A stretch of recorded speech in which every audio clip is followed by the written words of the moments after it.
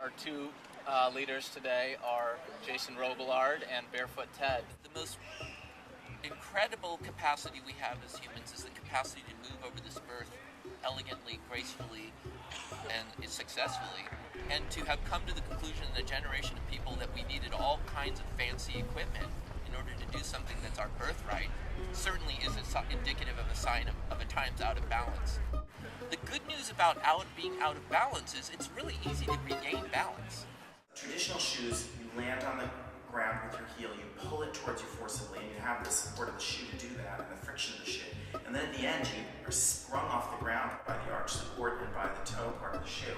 And that makes you propel forward. That makes you take a longer stride. And that actually can give rise to a lot of injuries in the hamstrings and the calves and elsewhere. And it makes you take a stride that's uncomfortably long. A lot of what I teach is listen to your body. You're your own best coach. The trick is simply being able to figure out what signals your feet are sending you, and the rest of your body is sending. And the best way to do that is to just actually do it. Grounding is so important. It's important for everyone in our culture, but runners are closer to that feeling because they really are spending a whole bunch of time in conjunction with the ground.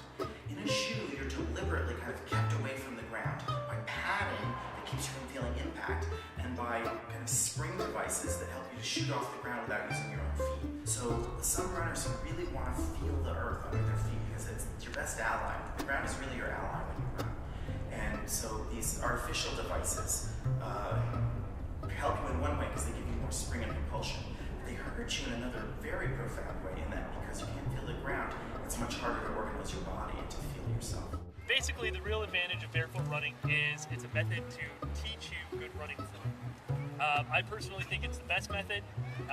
Others would disagree, but I certainly think it's the most fun.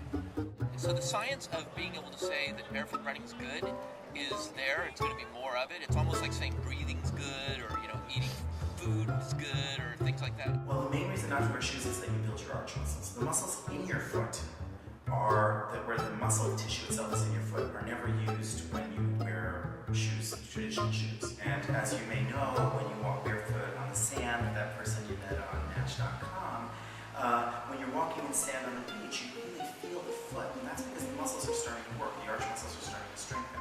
With strong arches, you get a huge lift up the inner leg, and you get a huge amount of core strength. Core strength is really our ability to hold up our upper body off our legs. It's not washboard abs. So core strength is a huge benefit of walking barefoot. You also learn to balance better. And losing balance is a huge issue now as the culture ages.